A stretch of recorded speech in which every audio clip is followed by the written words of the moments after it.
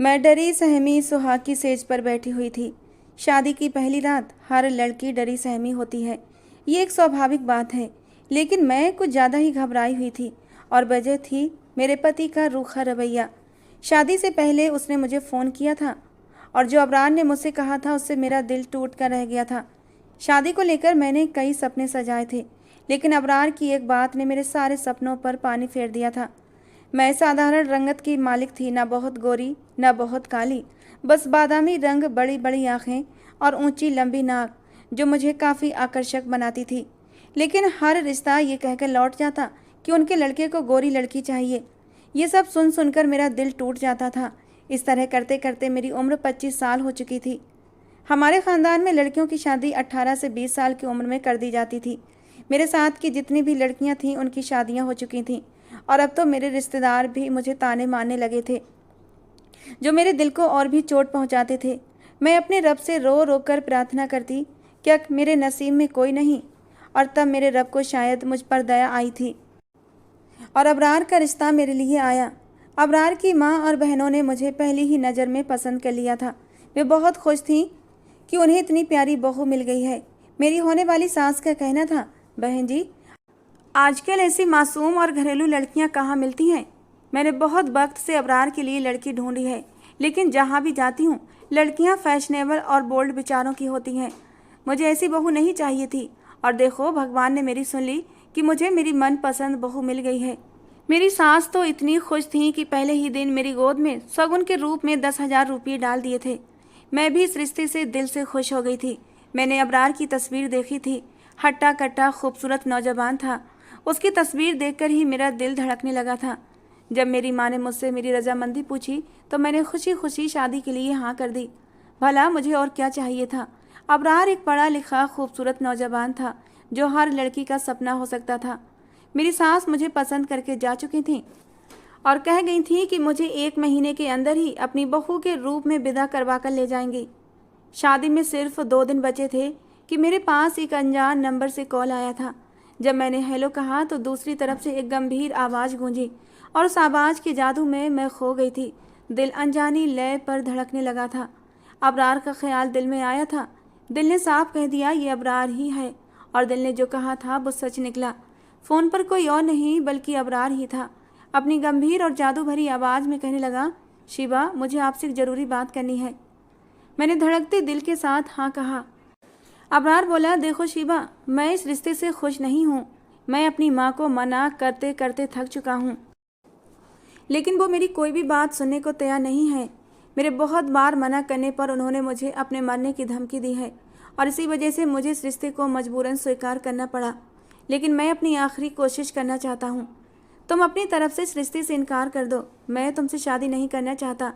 तुम मेरे टाइप की लड़की नहीं हो। मुझे इस तरह की घरेलू और सीधी सादी लड़की नहीं चाहिए। मुझे ऐसी लड़की चाहिए जो मेरे साथ कंधे से कंधा मिलाकर चल सके। और अबरार की बात सुनकर मेरा दिल एकदम से टूट गया था। मैंने तो अबरार के बारे में अनगिनत सपने देख डाले थे, लेकिन उसकी एक ही बात ने सब कुछ ख़त्म कर दिया था। मेरी तो आवाज़ ही नहीं निकल रही थी। फ़ोन पर फिर से आवाज़ आई, शिवा, तुम सुन रही हो ना? मैं क्या कह रहा हूँ? इस रिश्ते से इनकार कर दो। अगर तुम्हारी तरफ से इनकार होगा तो मेरी माँ कुछ नहीं कर पाएंगी। मैंने कांपती आवाज़ में कहा, मैं इनकार नहीं कर सकती। शादी में अब सिर्फ 2 दिन बचे हैं। मैं कैसे इनकार कर सकती हूँ? आप तो मर्द हैं, कुछ भी कर सकते हैं। जब आप इस रिश्ते से इनकार नहीं कर सके तो मैं एक लड़की होकर, और वो भी एक कमज़ोर घरेलू लड़की होकर, कैसे इस मुँह उठाकर इस रिश्ते से इनकार कर दूँ? हमारे घर में लड़कियों को शादी के बारे में हाँ या ना कहने का कोई अधिकार नहीं होता। माँ बाप एक बार रिश्ता तय कर देते हैं तो लड़की को उसी के साथ शादी करनी पड़ती है। मैं आपकी कोई मदद नहीं कर सकती। मेरी तरफ से सॉरी है। अगर आपको ये रिश्ता पसंद नहीं तो आप अपनी तरफ से इनकार कर सकते हैं। ये कहकर मैंने फ़ोन काट दिया था और मेरी आंखों से आंसू बहने लगे थे। मुझे पता था अब ये रिश्ता नहीं होगा। जब अबरार का मन नहीं था तो वो शादी से इनकार ही कर देगा। धीरे धीरे दिन गुजरते जा रहे थे। जैसे जैसे शादी का दिन करीब आ रहा था, दिल में ये पक्का यकीन हो गया कि अब शादी से इनकार नहीं होगा। लेकिन दिल में एक डर भी था कि अबरार मुझे पसंद नहीं करता। पता नहीं उसके साथ मेरी आगे की ज़िंदगी कैसे होगी। इसी टेंशन और उलझन में मैं अबरार की दुल्हन बन चुकी थी और आज उसके कमरे में बैठी उसके आने का इंतज़ार कर रही थी। दिल तेजी से धड़क रहा था। मैं बहुत डरी हुई थी क्योंकि अबरार मुझे पसंद नहीं करता था। पता नहीं उसका व्यवहार मेरे साथ कैसा होगा। मैं इन्हीं विचारों में डूबी हुई थी कि मुझे किसी के आने की आहट सुनाई दी थी। मैं जल्दी से अपना घूंघट थोड़ा सा और नीचे करके बैठ गई थी। आने वाले ने कमरे का दरवाज़ा अंदर से बंद किया और धीरे धीरे चलता हुआ मेरे सामने आकर बेड पर बैठ गया। मेरी धड़कनें एक बार फिर से तेज हुई थीं। मैं अबरार के गुस्से के लिए खुद को तैयार कर चुकी थी, लेकिन उसकी हरकत पर मेरा दिल धक से रह गया। उसने मेरी गोद में रखे हाथों को उठाया और अगले ही पल अपने होठों से चूम लिया। उसकी इस हरकत पर मैं हैरान थी। मुझे अबरार से इस जल्दबाजी की उम्मीद नहीं थी। खैर जो भी था, मुझे बहुत खुशी महसूस हुई थी कि शायद अबरार ने मुझे दिल से स्वीकार कर लिया है। हाथों से होते हुए अबरार के हाथ अब मेरे कंधों की ओर बढ़ने लगे थे। उसकी छुअन में एक मदहोशी थी, एक सुरूर जो मेरी नस नस में बहने लगा था। अचानक ही अबरार ने मेरी कमर से पकड़कर मुझे अपने करीब कर लिया। उसकी इस जल्दबाजी पर मैं हैरान हुई थी। कहाँ तो वो शादी के लिए राजी नहीं था और कहाँ अब इतना बेचैन हो गया था कि ना तो उसने मेरा घूंघट उठाया और ना ही मुझे मुँह दिखाई का कोई तोहफा दिया, बल्कि आते ही वो मेरे करीब होने लगा था। उसने कमर से पकड़कर मुझे अपने बेहद करीब कर लिया था। उसके हाथ मेरे शरीर पर बेबाकी से फिरने लगे थे। मैं खुश तो थी, लेकिन अब अंदर से कुछ बेचैन भी होने लगी थी। शादी की पहली रात ये एक नया अनुभव था और मैं इसके लिए इतनी जल्दी तैयार नहीं थी। अबरार को चाहिए था वो पहले मुझसे कुछ बातें करता, मुझे सहज महसूस कराता और उसके बाद मेरे करीब आने की कोशिश करता। मैं उसकी पकड़ में कसमसाने लगी थी और तभी अबरार ने मेरी कमर पर इतनी जोर से अपनी उंगलियां दबाई थीं कि मेरे मुंह से एक सिसकारी निकल गई थी। मैंने अचानक दर्द से तड़प कर अबरार की ओर देखा। मेरे चेहरे पर अब भी घूंघट पड़ा हुआ था। कमरे में हल्की रोशनी थी। मैंने जैसे ही अपना चेहरा ऊपर उठाया था, अबरार ने मेरे घूंघट के ऊपर से ही मेरे होंठों पर अपने होंठ रख दिए थे। मुझे कुछ गलत होने का एहसास हुआ। कमरे की हल्की रोशनी में भी मैं अबरार को पहचान सकती थी, लेकिन मेरे सामने बैठा ये इंसान अबरार तो नहीं था। अबरार तो हट्टा कट्टा और मजबूत कदकाठी का मालिक था, लेकिन मेरे सामने बैठा ये लड़का दुबला पतला और कुछ कम उम्र लग रहा था। मैंने जल्दी से अपना घूंघट पलट दिया था और मेरी जान लबों पर आई थी, क्योंकि सामने बैठा लड़का अबरार नहीं था। मैं एकदम उसकी पकड़ से छूटकर बेड से उतरकर खड़ी हो गई थी। मैंने साइड टेबल पर रखा लैंप भी ऑन कर दिया और सामने वाले को देखकर मेरी चीख निकलते निकलते बची थी, क्योंकि वो कोई और नहीं बल्कि मेरा छोटा देवर आशु था। मैंने गुस्से से कांपते हुए कहा, आशु तुम यहाँ क्या कर रहे हो? और ये जो बेहूदगी की है तुमने, उस पर तुम्हें शर्म आनी चाहिए। तुम्हें मेरे कमरे में नहीं आना चाहिए था। मेरी बात पर आशु जोर जोर से हंसने लगा। कहने लगा, भाभी मैं तो बस आपके साथ मजाक कर रहा था और देखो मैं अपने प्रैंक में पूरी तरह कामयाब हो गया। मैंने भैया से कहा था कि मैं भाभी के साथ प्रैंक करूँगा और उन्हें पता भी नहीं चलेगा। देखो आपको तो पता ही नहीं चला कि मैं अबरार भैया हूँ या फिर आपका छोटा देवर आशु। मैं स्तब्ध थी। अभी जो हरकतें उसने मेरे साथ की थीं वो मजाक तो बिल्कुल भी नहीं थी। उसने मेरे हाथों को चूमा था, मेरे वजूद पर बेशर्मी से हाथ फिराए थे और यहाँ तक कि मेरे होंठों को भी छुआ था। ये सोच कर ही मेरा खून खौल उठा था। गुस्से से मेरी हालत ख़राब होने लगी थी। अबरार को इतनी भी समझ नहीं थी कि उसने अपने छोटे भाई को इस बेखुदा मजाक के लिए इजाज़त दे दी। मैंने गुस्से में कहा, आशु ये सब तुम्हारी उम्र के लिए शोभा नहीं देता। तुम अभी बहुत छोटे हो, अपनी हद में रहो और आइंदा मेरे साथ ऐसा मजाक मत करना। अब जाओ यहाँ से। आशु हंसता हुआ कमरे से बाहर चला गया था और मैं अपना सर पकड़कर बैठ गई थी। थोड़ी देर बाद अबरार कमरे में दाखिल हुआ। मेरा चेहरा अब वो घूंघट में नहीं था। मैं बेड से पैर लटकाए अपने सिर को हाथों में दिए बैठी थी। मुझे इस हालत में देखकर वो कुछ पल के लिए चौंका था। मेरे पास आकर उसने मेरे हाथ में एक डिब्बी थमाई और अपने कपड़े बदलने लगा। उसका वही उखड़ा हुआ और नाराज रवैया था जैसा मैंने उससे उम्मीद की थी। मैं भी अंदर ही अंदर गुस्से से भरी बैठी थी। मैंने कहा, मुझे तुमसे बात करनी है। शादी की पहली रात दुल्हन के मुंह से इस तरह के शब्द सुनकर वो भी हैरान हुआ था। कहने लगा, हाँ कहो, क्या बात करनी है? मैंने कहा, तुमने अपने छोटे भाई आशु को इस कमरे में क्यों भेजा? क्या तुम जानते हो कि उसने अभी मेरे साथ कैसा बेहुदा मजाक किया था? मेरी बात पर सागर के चेहरे पर हैरानी के भाव उभरे। कहने लगा, क्या मतलब? मैं भला आशु को तुम्हारे कमरे में क्यों भेजूंगा? मैंने कहा, आशु आया था और उसने कहा वो तुम्हारी इजाज़त लेकर ये सब कर रहा है। वो गंभीर होते हुए बोला, आशु ने मुझसे पूछा था क्या वो भाभी के साथ मजाक कर सकता है और मैंने भी हंसी में कह दिया था हाँ कर सकते हो, लेकिन मुझे नहीं पता था वो तुम्हारे कमरे में आएगा और ऐसी हरकतें करेगा। सागर के चेहरे पर गुस्से के भाव आने लगे थे और मैं समझ गई थी आशु ने सागर को भी बेवकूफ़ बनाकर मेरे साथ ये बेहुदा मजाक किया था।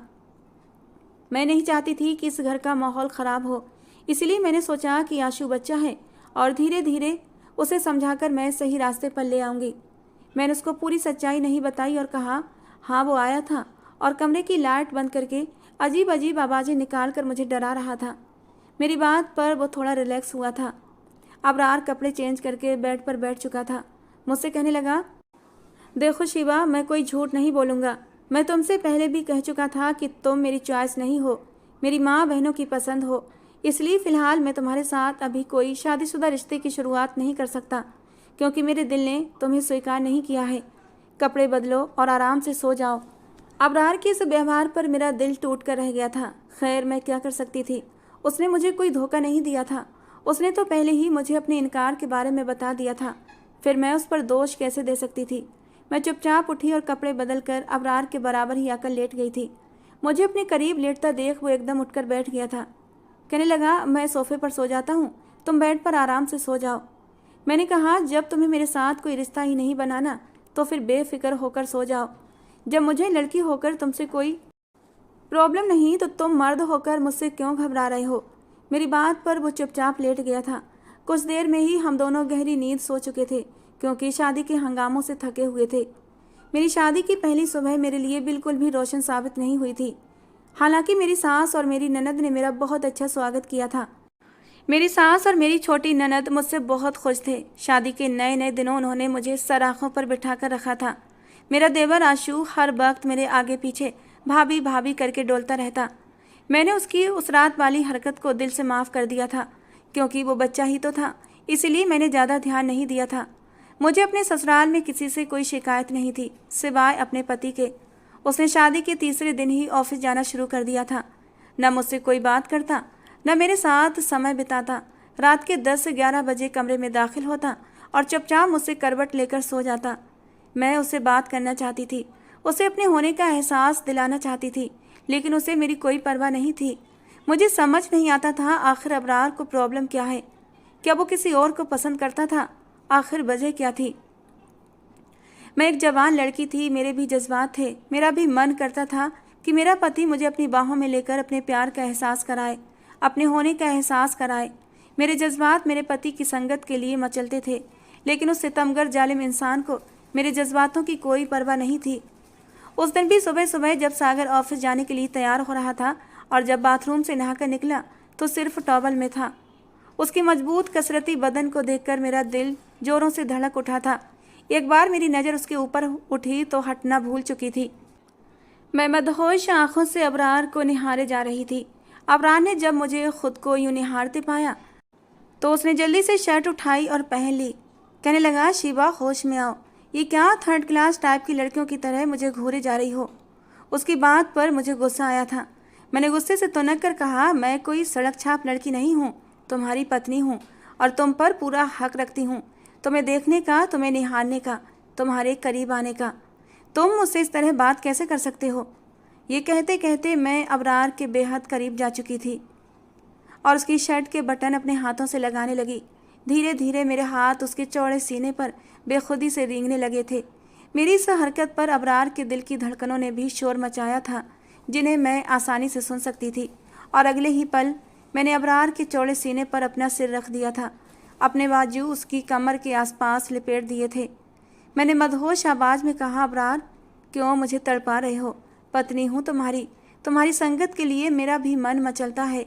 मेरे जज्बात हैं जो तुम्हारी बाहों में आने के लिए तड़पते हैं। क्यों मुझसे इतना दूर रहते हो? क्यों इन खूबसूरत दिनों को बर्बाद कर रहे हो? मैं अबरार के सीने से लगी उससे शिकवा कर रही थी। अबरार की इतने दिनों की बेरुखी ने मुझे अंदर से बेचैन कर दिया था और आज ये बेचैनी खुद ब खुद बाहर निकल रही थी कि तभी अचानक मुझे अपनी कमर पर अबरार के हाथों की पकड़ महसूस हुई थी। उसने मुझे अपने पास खींचा और अपनी बाहों में समेटा था और अपने होंठ मेरी गर्दन पर रख दिए थे। उसकी सांसों की तपिश मैं महसूस करने लगी थी। उसकी सांसों की गर्मी से मैं पिघलने लगी थी। ये कमज़ोर से पल किसी भी मर्द को बहका सकते थे। फिर अबरार तो मेरा पति था, वो कैसे नाजुक पलों की गिरफ्त से बच सकता था। अबरार ने मुझे चूमना शुरू कर दिया, लेकिन अगले ही पल न जाने क्या हुआ, उसने मुझे जोर से बेड पर धक्का दिया था। उसकी सांसें तेज रफ्तार में चल रही थीं। वो वहीं बेड पर सर पकड़कर बैठ गया। कहने लगा, प्लीज़ शिवा, मेरे करीब मत आया करो, मुझे बहकाने की कोशिश मत करो। मैंने तुमसे कहा था ना, तुम मुझे पसंद नहीं हो, मैं तुम्हारे साथ रिश्ता नहीं बना सकता। तुम्हें एक बात समझ में क्यों नहीं आती? ये कहकर अबरार ने गुस्से से अपनी पैंट उठाई, जल्दबाजी में पहनी और कमरे से बाहर चला गया, और मैं उसे हैरत से जाता देखती रह गई थी। आज ये बात तो साफ हो गई थी कि वो जो कुछ बोल रहा था वो सब कुछ झूठ था। सब झूठ था कि मैं उसको पसंद नहीं हूँ। अगर मैं उसको पसंद ना होती तो वो मुझे अपने करीब आने ही नहीं देता, मेरे साथ इन कमज़ोर पलों की गिरफ्त में ना आता, मुझ पर अपने प्यार की बारिशें लुटाने के लिए तैयार ना होता। इससे पहले कई बार मैंने उसकी आंखों में अपने लिए चाहत के उमड़ते जज्बात देखे थे। मुझे ऐसा महसूस होता कि जैसे वो मेरे करीब आना चाहता है, लेकिन कुछ तो था जो उसे मेरे करीब आने से रोक रहा था। कई बार रातों को मैंने अबरार को पूरी पूरी रात जागते और करवटें बदलते देखा था। रात के वक्त वो मेरे करीब आकर चुपके से मेरी संगत को महसूस करता था। मैं जागते हुए भी सोती बन जाती थी और उसकी सांसों को महसूस करती थी। वो मुझे छूना चाहता था, मेरे करीब आने की कोशिश करता था, लेकिन कुछ तो था जो मेरे करीब नहीं आ रहा था। कई बार वो इतना बेचैन होता कि बाहर बालकनी में जाकर कई कई घंटे किसी गहरी सोच में डूबा रहता, सिगरेट पर सिगरेट फूंकता रहता। मैंने उसे कई बार पूछने की कोशिश की थी, लेकिन हर बार वो मुझे टाल देता, कभी गुस्से से, कभी प्यार से, तो कभी झुंझलाकर।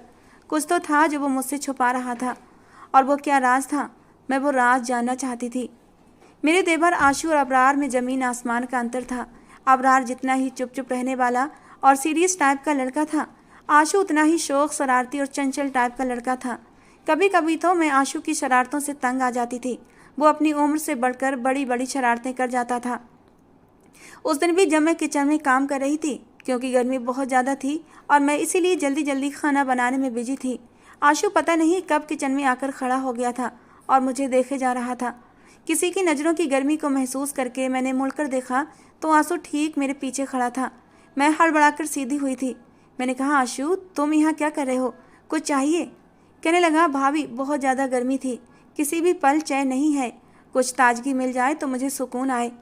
मैं उसकी बातों के इस गोल गोल मतलब को समझ नहीं पाई थी। मैंने कहा, आशू, फिर इससे पानी निकालो और पियो और जाओ यहाँ से, काम करने दो मुझे। मैं दोबारा से अपने काम में बिजी हो चुकी थी और अगले ही पल मैं चौंक उठी थी। अपनी कमर पर किसी के हाथों का स्पर्श महसूस करके मैं एकदम बिदक कर पीछे हटी थी। आशू हंसते हुए कहने लगा, भाभी, क्या हुआ? मैं तो आपकी कमर पर आया हुआ पसीना साफ कर रहा था, देखिए ना कितना पसीना बह रहा था। आशू की नज़रें अब भी मेरी कमर पर टिकी हुई थीं। मैंने जल्दी से अपनी साड़ी के पल्लू को अपनी कमर के आसपास लिपेटा था। मैंने कहा, आशू, जाओ किचन से। ये क्या बदतमीजी कर रहे थे मेरे साथ? मुझे इस टाइप का मजाक बिल्कुल भी पसंद नहीं है। देवर हो, देवर की हद में रहो। आशू हंसते हुए कमरे से चला गया था। मैं हर बार उसे डांटती थी, लेकिन उस पर मेरी डांट का कुछ असर ही नहीं होता था। वो मेरे साथ ऐसी ऐसी हरकतें कर देता कि मेरा गुस्से के मारे खून खौल उठता था। मैं सागर की संगत चाहती थी, लेकिन वो मेरे करीब नहीं आता। मैं आंसू से दूर भागती थी तो आशू मुझसे चिपकने की कोशिश करता। मैं अजीब दोराहे पर आकर खड़ी हो गई थी। मैं चाहकर भी आशू की हरकतों के बारे में अपनी सास या अबरार को बता नहीं पा रही थी, क्योंकि आशू ऐसा ही था, शौक, चंचल। हर कोई उसकी बड़ी से बड़ी बात को उसकी शरारत समझकर नज़रअंदाज कर देता था, और मैं ससुराल में अपनी इमेज ख़राब करना नहीं चाहती थी। उस दिन भी घर पर कोई नहीं था। अबरार ऑफिस गया था। मेरी सास, ननद और मेरा देवर आशू शॉपिंग के लिए मार्केट गए थे। मेरी सास ने मुझे भी बोला था, लेकिन इतनी गर्मी में जाने का मेरा कोई इरादा नहीं था। मैं आराम से टीवी हॉल में बैठी अपने मोबाइल पर कोई मूवी देख रही थी, और अचानक ही मूवी में बेहद रोमांटिक सीन आया था और मैं उन खूबसूरत पलों में खो गई थी। ख्यालों में अबरार आने लगा था। मैं अबरार के साथ ऐसे ही रोमांटिक हसीन पल बिताना चाहती थी, लेकिन ये सब शायद मेरी किस्मत में नहीं था। हमारी शादी को पूरे 2 महीने हो चुके थे और अबरार मेरे करीब एक बार भी नहीं आया था। मैं अभी वो सीन देखने में मगन थी कि मुझे पीछे से आशू की आवाज़ सुनाई दी, जो कह रहा था, भाभी, सीन तो बहुत रोमांटिक है, देखिए ना, इस सीन को देखकर आपके दिल की धड़कनें तेज हो गई हैं, आपके चेहरे पर गुलाब बिखर गए हैं। मैं एकदम सोफे से उठकर खड़ी हुई थी। मैंने कहा, आशू, तुम शॉपिंग पर गए थे ना? फिर आ कैसे गए? मेरी बात सुनकर आशु कहने लगा, हाँ गया था, लेकिन मैं वापस आ गया क्योंकि गर्मी बहुत ज़्यादा थी। मैंने मम्मी और दीदी से कह दिया कि मैं घर जा रहा हूँ। मेरे सर में दर्द होने लगा था, इसीलिए मैं वापस आ गया। मैं उसे नज़रअंदाज करती हुई अपने कमरे की तरफ बढ़ने लगी थी, लेकिन अचानक ही आशु ने मेरा हाथ पकड़कर मुझे रोक लिया। कहने लगा, भाभी मैं आपकी हालत को समझ सकता हूँ। आप जवान हैं, खूबसूरत हैं और कितनी हॉट हैं, लेकिन अब तक आपको आपके पति की संगत नहीं मिली। ऐसे में आपका तड़पना, बेचैन होना जायज़ बात है। भाभी मैं आपकी तड़प को समझ सकता हूँ। और मैंने चौंक कर आशु की तरफ देखा था। मैंने अनजान बनते हुए कहा, कहना क्या चाहते हो? क्या मतलब है तुम्हारी बात का? वो मेरे सामने आकर खड़ा हो गया। मेरी आंखों में आंखें डालते हुए कहने लगा, भाभी मुझे अच्छे से पता है कि अब तक आपका और भाई का कोई रिश्ता नहीं बना है। भाई एक बार भी आपके करीब नहीं आए हैं। एक बार भी भाई ने आपकी खूबसूरती को महसूस नहीं किया है। वो मुझे अजीब सी नज़रों से देखने लगा था और मैं एकदम चौंक उठी थी। मैंने कहा, आशु कैसी बेहुदा बातें कर रहे हो? ये क्या हरकत है? तुम अपनी लिमिट हर बार क्रॉस करते हो। मुझसे इस तरीके से बात मत किया करो, वरना मैं तुम्हारे भैया से शिकायत लगा दूंगी। वो कहने लगा, लेकिन भाभी इसमें गलत क्या है? मैंने कोई गलत बात तो नहीं बोली है। मैं सब जानता हूँ। भैया की सारी सच्चाई मुझे पता है कि वो आपके करीब क्यों नहीं आते। वैसे आप कहें तो मैं भैया की कमी पूरी कर सकता हूँ। आपके अंदर की सारी प्यास मैं एक ही पल में। ये कहते कहते आशु चुप हो गया था और गुस्से के मारे मेरे शरीर की एक एक नस उभरने लगी थी। आशु के कहने का क्या मतलब था मैं अच्छी तरह समझ चुकी थी।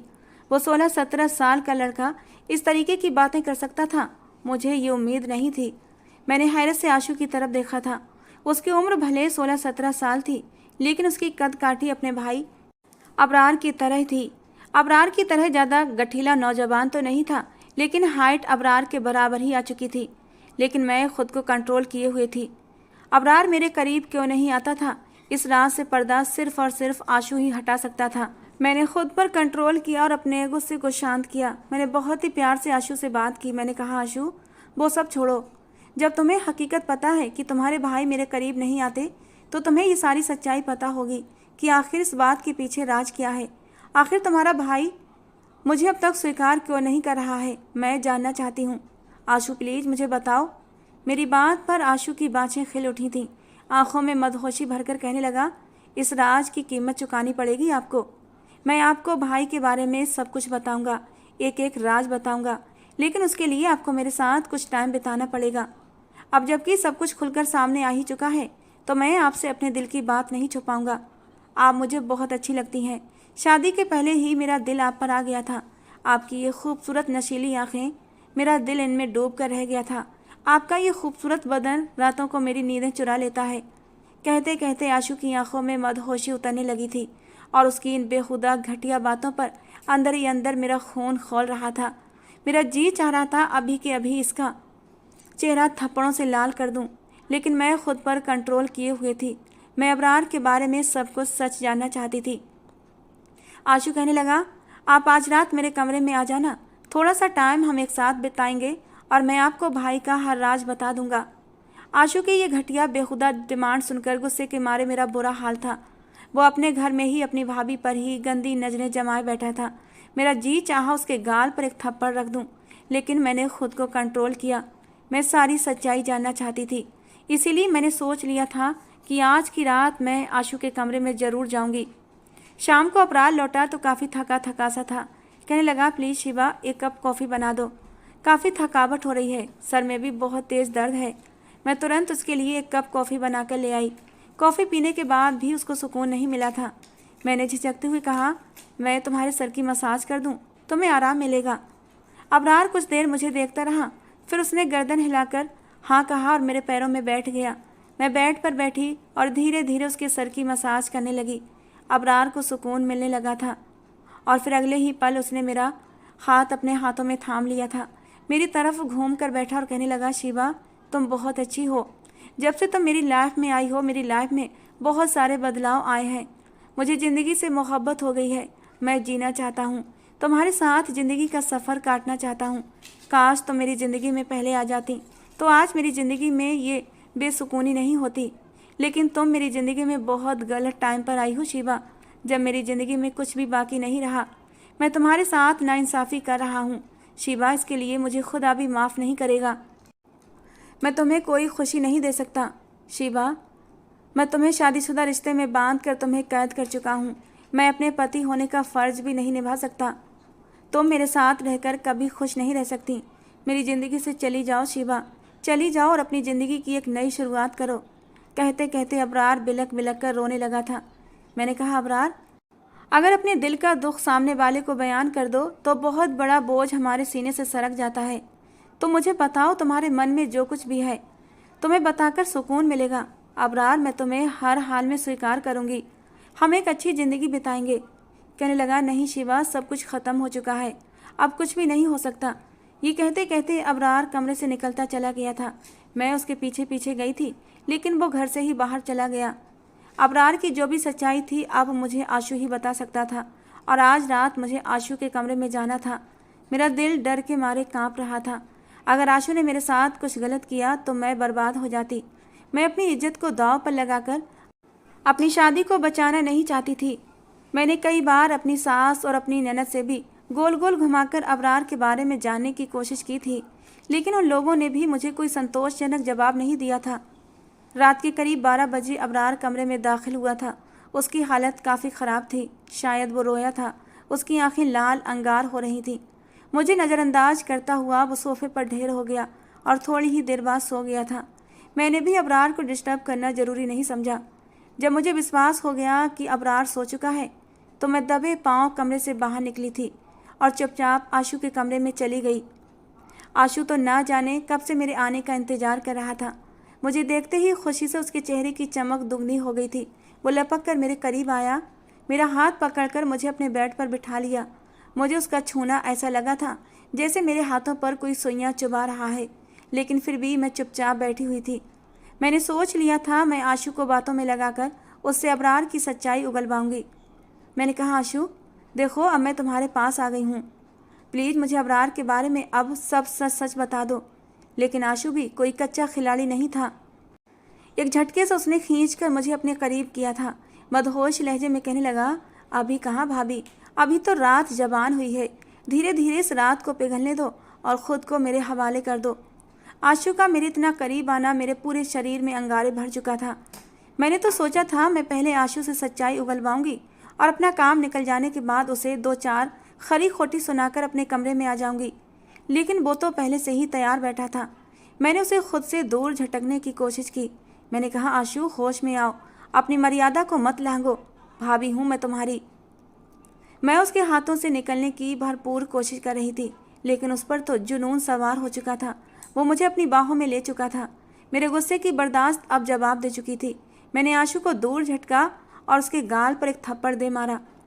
मैंने चीखते हुए कहा, खबरदार आशु, जो मेरे करीब आए। मैं सिर्फ यहाँ अबरार की सच्चाई जानने आई थी, तुम्हारी हवस का शिकार बनने नहीं। मेरे थप्पड़ पर आशु गुस्से से भर उठा था।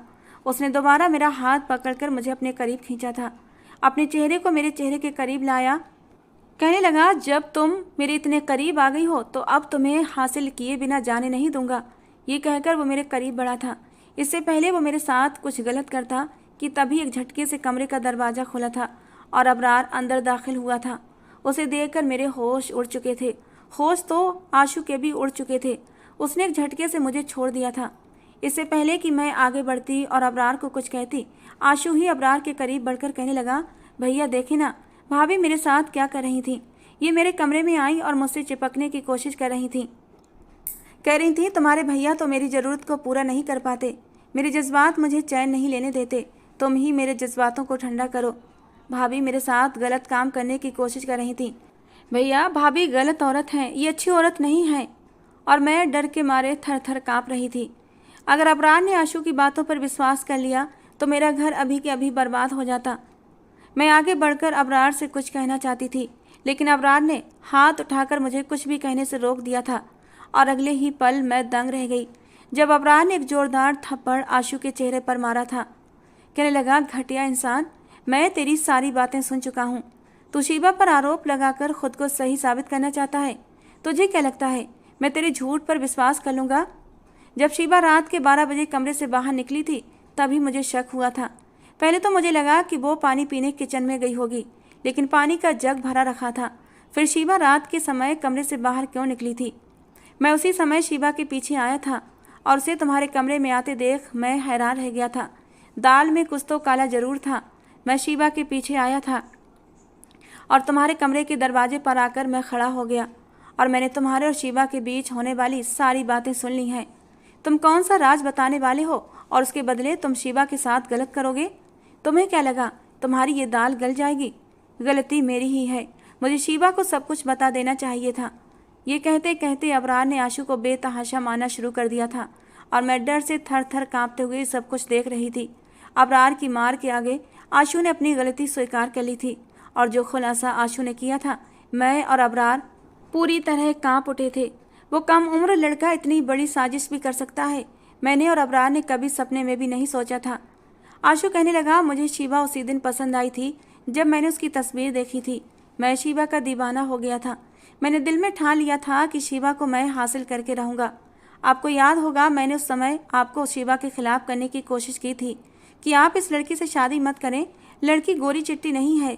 लेकिन आपने ये कहकर मुझे टाल दिया था कि आशु, रंग गोरा होना मायने नहीं रखता। मुझे ये लड़की पसंद है। इसमें कुछ तो ऐसी बात है कि पहली नज़र में ही मैं इसका दीवाना हो गया हूँ। और आपके मुंह से शिवा के लिए ऐसी बातें सुनकर मुझे बहुत गुस्सा आया था, क्योंकि शिवा को मैं पाना चाहता था। जब मेरी दाल यहाँ पर ना गली तो मैं और तरकीबें लगाने लगा था। शादी से ठीक 2 दिन पहले आपको बुखार आया था। आपकी कुछ जाँचें हुई थीं। उसी में मैंने डॉक्टर को कुछ पैसे देकर एक रिपोर्ट और भी जुड़वाई थी और वो रिपोर्ट एड्स की रिपोर्ट थी, जिसमें आपको डॉक्टर ने बताया था कि आपको एड्स है। ये खबर सुनकर आप उस दिन बहुत रोए थे और मेरे दिल को बहुत सुकून मिला था। मुझे सुकून मिला था अब आप शिवा के करीब नहीं जाएंगे, उस रिश्ते को तोड़ लेंगे। लेकिन आपने तब भी शिवा से रिश्ता नहीं तोड़ा और उससे शादी कर ली। लेकिन फिर भी मैं खुश था कि इस बीमारी के बाद आप शिवा से रिश्ता नहीं बनाएंगे, और ऐसा ही हुआ था। आप शिवा के करीब नहीं जाते थे और इधर मैं शिवा को पाने के हर नुस्खे आजमा रहा था, लेकिन शिवा मेरे हाथों नहीं आ रही थी। फिर मजबूरन मैंने इस बहाने शिवा को अपने कमरे में बुलाया कि मैं आपको भाई का राज बताऊंगा, और आज शिवा मेरे कमरे में आ ही गई थी। लेकिन सब कुछ आपने अपनी आंखों से देख लिया और सुन लिया। अबरार ने आगे बढ़कर गिरेबान से आशु को उठाया था। उसके गाल पर एक थप्पड़ रखते हुए कहने लगा, शर्म आती है मुझे तुझे अपना भाई कहते हुए। तूने अपने ही भाई को मौत की तरफ धकेल दिया। तू जानता है ना, तेरी झूठी रिपोर्ट ने मेरी जिंदगी नर्क बना दी थी। दिन रात तिल तिल कर मर रहा था मैं। शिवा को छूने से भी डर लगता था कि कहीं मेरी बीमारी उसे भी न लग जाए, इसीलिए मैं उसके करीब नहीं जाता था। फिर अबरार ने आशु को गुस्से से दूर झटकते हुए कहा, अपना सामान पैक करो और यहाँ से जाने की तैयारी करो। मैं तुम्हें अमेरिका भेज रहा हूँ। वहाँ जाकर अपनी पढ़ाई पूरी करो और कोशिश करना वहीं सेटल हो जाओ। मैं तुम्हारी शक्ल दोबारा देखना नहीं चाहता। ये कहकर अबरार ने मेरा हाथ पकड़ा और कमरे में ले आया था। अगले ही पल अबरार मेरी तरफ बढ़ा था। मेरे हाथों को अपने हाथों में थामते हुए कहने लगा, शिवा मुझे माफ़ कर दो, गलती मेरी थी। मैंने अब तक तुम्हें भंवर में फंसाए रखा। हमारी शादी को 3 महीने होने वाले हैं और इन 3 महीनों में मैं एक बार भी तुम्हारे करीब नहीं आया, तो जाहिर सी बात है तुम्हारे दिल में ये सवाल मचलता होगा कि आखिर ऐसी कौन सी बात है जो मैं तुम्हारे करीब नहीं आता।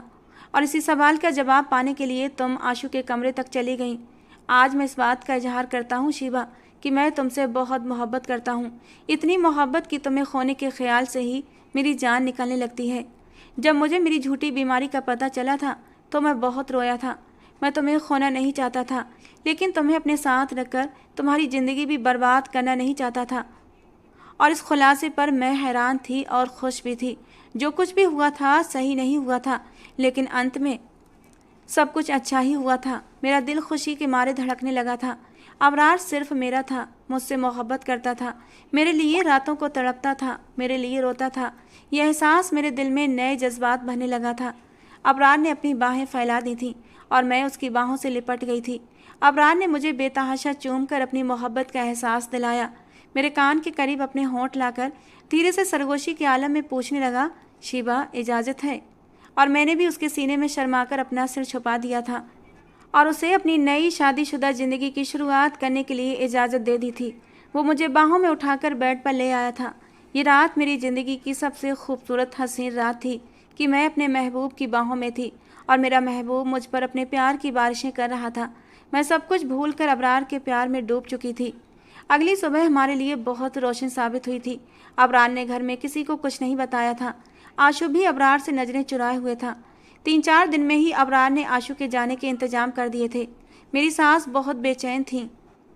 उन्होंने अबरार से पूछा, आखिर तुम इतनी जल्दबाजी में आशु को विदेश क्यों भेजना चाहते हो? हालांकि आशु ने कोई ऐतराज नहीं उठाया था। शायद वो अपनी गलती पर शर्मिंदा था। उसे अपनी गलती का एहसास था, इसलिए चुपचाप वो विदेश जाने के लिए तैयार था। जाने से पहले एक बार मेरे पास जरूर आया था और मुझसे हाथ जोड़कर माफ़ी मांगी थी। मैंने भी खुले दिल से आशु को माफ़ कर दिया था। आशु के अंदर बचपना था और शायद वो बचपने में बह गया था। मैंने सच्चे दिल से दुआ की थी कि जब आशु विदेश से वापस लौटे तो एक मैच्योर और सभ्य और संस्कारी मर्द बनकर लौटे, जिसे औरत की इज्जत करना आता हो। दोस्तों, आज की हमारी ये कहानी आपको कैसी लगी ज़रूर बताना। पसंद आई हो तो प्लीज़ लाइक करना। रोज़ एक नई कहानी सुनने के लिए हमारे चैनल को भी सब्सक्राइब करना। कहानी को पूरा अंत तक सुनने के लिए आप लोगों का बहुत बहुत धन्यवाद। दोस्तों, मिलते हैं अगली किसी नई कहानी के साथ।